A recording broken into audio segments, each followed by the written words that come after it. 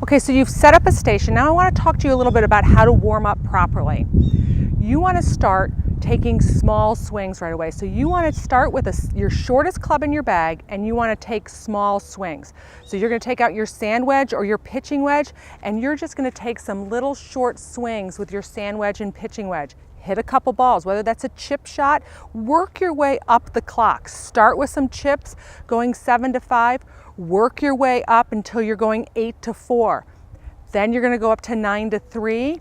And when you get up to 10 to 2, and you've hit a couple solid shots, then you're going to take a couple full swings with your pitching wedge.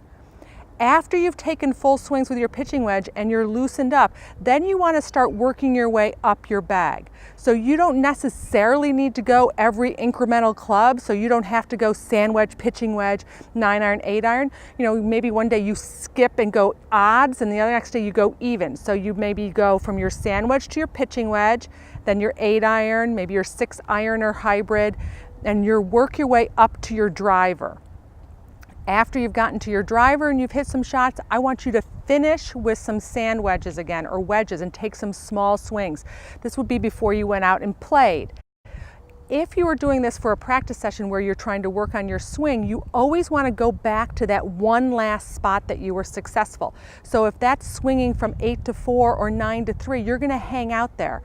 If you suddenly start going up and taking some full swings and you go to your 6-iron or you go to your hybrid and you're not doing very well, you're going to go down to the last club that you were successful with.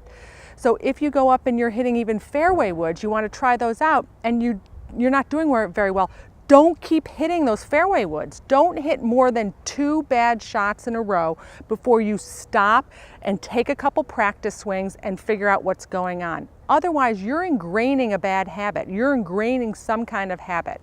So if you really are hitting more than 2 bad shots in a row, and you can't seem to break that pattern, then I want you to go down a club. I mean, go to a shorter club and see if you can have some success with that club. And if you can't, go down to another shorter club until you're down to chipping again, if that's the day that you're having. You know, some days it's just you need to put the clubs away and come back another day. But don't ingrain bad habits. Don't repeat bad swings or misses.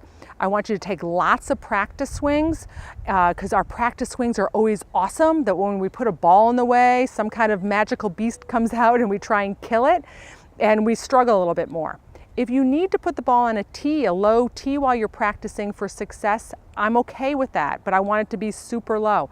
I want you to get success. Success breeds success. That's hard to say, but you know what I'm saying. If you have some success with some shorter clubs, you're going to start to feel confident, you get a little looser, and then you start making bigger swings and with longer clubs. So pay attention to what you're doing. If you're not having a great day, don't go up and hit your longer clubs. I will tell you that once you go up to a driver and putting it on a tee, that's okay. If you're not having a very good day with your 3-wood, doesn't mean that you're going to have a bad day with your driver, because it is on a high tee. So practice again. I'm going to repeat this. Start with your short clubs and take little swings and make your swings longer until you get loosened up. There's a lot to be said in this, you getting loosened up, getting some tempo and rhythm started with those short clubs, and loosening up your body until you get to those fuller swings. And then waiting and working your way through your bag before you get to that your longest club in your bag being your driver. What I find a lot of amateurs do is they pull out that driver right away because they want to hit it a really long way. But what that does is that kind of can mess up your tempo and rhythm for the day, and then it's hard to get it back. Really good players, they all start out practicing this way with their shortest clubs, and they make their swings longer, and I want you to do it too.